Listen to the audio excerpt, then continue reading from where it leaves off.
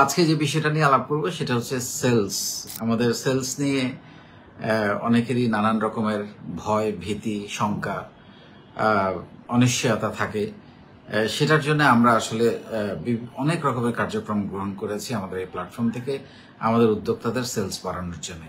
আজকে যে আমি মেথডটা আপনাদেরকে বোঝানোর চেষ্টা করব সেটা হচ্ছে যে বারবার প্রত্যাখ্যিত হলেও আপনি তার কাছেই ভিন্ন ভিন্ন উপায়ে অবলম্বন করে তার কাছেই সেল করার চেষ্টা করেন, এবং আমি নিশ্চিতভাবে বলতে পারি তিনি আপনার কাস্টমার হবেন।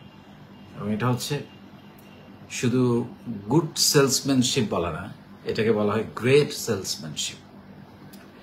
আপনি একবার চিন্তা করেন, একটা মানুষের মনোজগতে প্রবেশ করে এটা কতটা সৃজনশীল একটা কাজ, কতটা সৃষ্টিশীল একটা কাজ। একজন মানুষের মনোজগতে প্রবেশ করে আপনি যেটা চাচ্ছেন আপনার ইচ্ছের প্রতিফলন ঘটিয়ে আপনার পক্ষে তার মন থেকে সিদ্ধান্ত বের করে আনার মতো একটা ক্রিয়েটিভ কাজ, মানে কত অসাধারণ একটা যিনি করেন, যিনি একজন সেলসম্যান, যিনি এই সেলের কাজটা করেন, সে যে কতটা ক্রিয়েটিভ আপনি একবার ভাবেন। যে আরেকজনের তার আচরণ, তার কথাবার্তা, তার প্রোডাক্ট, তার প্রোডাক্টের কোয়ালিটি, তার প্রোডাক্টের প্রাইস এবং তার কাস্টমার কেয়ার সবকিছু মিলিয়ে একজন কাস্টমারের কাছে সেটা প্রেজেন্ট করে কাস্টমারের অনেক সময় আমাদের যেটা হয়, আমরা ক্রেতা হিসেবে বলতে পারি যে আমাদের অনেক সময় হয়তো ওই জিনিসটা দরকার নাই, এখন আমার অত নেওয়ার কোনো প্রয়োজন নাই, কিন্তু ওই সেলসম্যানশিপের কারণে, তার আচরণের কারণে, তার বিহেভিয়ারের কারণে, তার সিরিয়াসনেসের কারণে অনেক সময় আমরা কিন্তু সিদ্ধান্ত বদল করি যে ঠিক আছে নেই। এবং অনেক সময় যেটা হবে যে ব্যাপকভাবে আপনার সাথে রুড বিহেভ করতে পারে, আপনাকে পাত্তা দিল না। অনেক সময় টেলি সেলস মার্কেটিং এটা খুব বেশি, ক্যাচ করে ফোনটা রেখে দেয়, আমি বিরক্ত করবেন না, আমি ব্যস্ত আছি, মিটিংয়ে আছি, নানানভাবে আপনাকে অপমান করার চেষ্টা করে। সামনাসামনিও হয়, ডিরেক্ট সেলের ক্ষেত্রে এটা হয়। খুবই বিরক্ত হতে পারে, খুবই আপনাকে বাজে বিহেভ করতে পারে।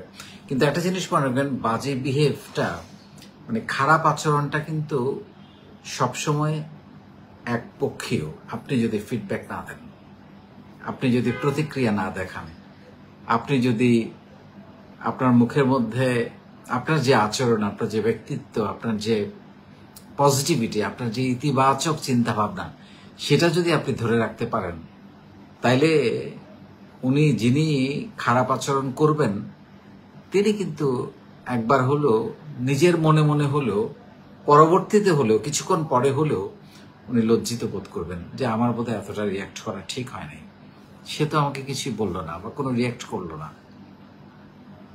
তাহলে খারাপ আচরণটা সবসময় একপক্ষীয়। আপনি যদি আবার একই আচরণ তার সাথে করে ফেলেন তাহলে কিন্তু ওইটা চলবে, তারপরে এটা অন্য পর্যায়ে চলে যাবে, বৃহৎ আকারেও চলে যেতে পারে।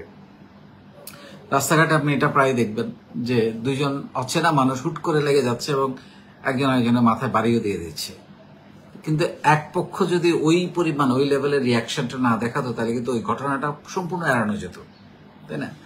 সো এটা বাসা বাড়িতে হয়, এটা শোরুমে হয়, এটা অফিসেও হতে পারে। সেই জন্য গ্রেট সেলসম্যানশিপের বা একজন গ্রেট হিউম্যান বিং এর অ্যাটিটিউড হওয়া উচিত যে তার ব্যক্তিত্ব দিয়ে, তার কথার মাধুর্য দিয়ে, তার আচরণ দিয়ে ইতিবাচক আচরণ করা। আপনাকে যে কেউ যে কোনো বিষয়ে ছোট করতে পারে, বলতে পারে, কথা বলতে পারে, কিন্তু আপনি যদি ওইটা রিয়াক্ট না করেন এবং আপনি যদি সঠিক থাকেন, আপনি যদি সেইভাবেও রিয়াক্ট না করেন, একদিন সে তার ভুল বুঝতে পারবে, একদিন সে অনুশোচনা করবে। আপনার ভালো বিহেভিয়ারের জন্যে, আপনার গ্রেট সেলসম্যানশিপ আচরণের জন্যে, আপনার হাসি মুখে কথা বলার জন্যে একদিন সে নিজেকে হলেও সে বলবে যে আমার এটা করা ঠিক হয় নাই, তার মধ্যে একটা অনুশোচনা তৈরি হবে। কিন্তু ওই মানুষটা, যে মানুষটা আপনাকে প্রত্যাখ্যান করলো আপনার প্রোডাক্ট কিনতে বা আপনার সঙ্গে খারাপ ব্যবহার করলো, সেই মানুষটাকে আপনি কিন্তু আপনার ভবিষ্যৎ কাস্টমার বা পটেনশিয়াল কাস্টমার নয় এটা বলে কখনো ছুঁড়ে ফেলে দেবেন না।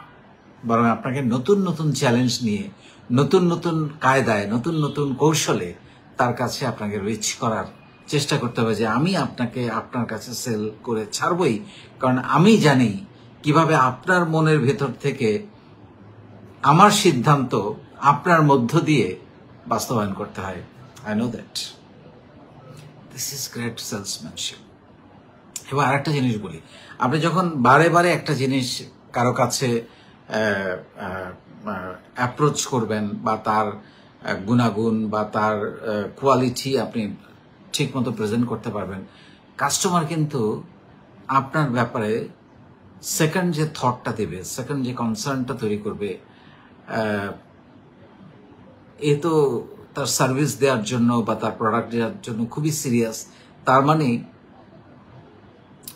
এটার যদি আফটার সেল সার্ভিসের কোনো প্রয়োজন হয়, সেই জায়গাটাতে এরকম সিরিয়াস একটা প্রতিষ্ঠানের, সিরিয়াস একটা কোম্পানির রিপ্রেজেন্টেটিভের, সিরিয়াস একটা প্রফেশনাল একটা কোম্পানির আফটার সেল সার্ভিসটাও নিশ্চয়ই ভালো হবে। এরকম একটা সেকেন্ড থট তার মধ্যে কাজ করতে পারে, মন জিতে নেওয়ার মতো আর কি, তাই না? ভালোবাসা জিতে যাওয়ার মতো করে। সো প্রত্যাখ্যিত হলেও ভালোবাসার কি ক্ষেত্রে কি হয়, প্রত্যাখ্যান কি খুব একটা কাজে লাগে? যে সিরিয়াসলি ভালোবাসে সে কিন্তু প্রত্যাখ্যান হলেও আবারও সে হাল ছেড়ে দেয় না। সো সেলসের ব্যাপারটা একই রকম। আপনাকে প্রত্যাখ্যান করতে পারে, অপমান করতে পারে, আপনার কথা শুনতে না পারে, আপনার কানের মুখের উপরে ফোন রেখে দিতে পারে, কিন্তু আপনাকে আবার চ্যালেঞ্জ নিতে হবে যে আপনার কাছেই আমি আমার প্রোডাক্ট সেল করে ছাড়বো। এই স্পিরিটটা খুব জরুরি। সবসময় হয়তো আপনি সফল হবেন না, কিন্তু আপনি যখন সফল হবেন তখন আপনার মধ্যে যে একটা আনন্দ, একটা খুশি তৈরি হবে যে এই মানুষটা আমাকে প্রত্যাখ্যান করেছিল, আমি কিন্তু তার কাছে সেল করে ছেড়েছি। তার মানে আমি আমার প্রেজেন্টেশন দিয়ে, আমার বুদ্ধিমত্তা দিয়ে, আমার ব্যবহার দিয়ে, আমার ব্যক্তিত্ব দিয়ে, আমার সেলসম্যানশিপ দিয়ে তার মনের সিদ্ধান্ত আমি পরিবর্তন করতে পেরেছি। এর থেকে সৃজনশীল এবং ক্রিয়েটিভ কাজ আর কিছু হতে পারে না।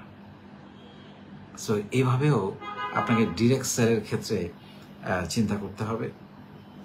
আমরা তো ডিজিটাল মার্কেটিং এর জন্য আমরা এর আগের ভিডিওগুলোতে কথা বলেছি।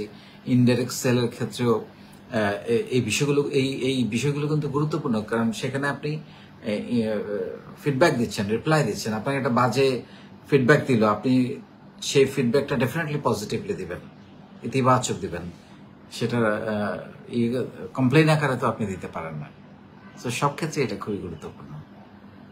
তো আমি আশা করি যে এই অ্যাটিটিউডটা যদি আপনার থাকে, আপনার সেলস না বাড়ার কিন্তু কোনো সুযোগ নেই। অনেক ভালো থাকবেন। আসসালামু আলাইকুম।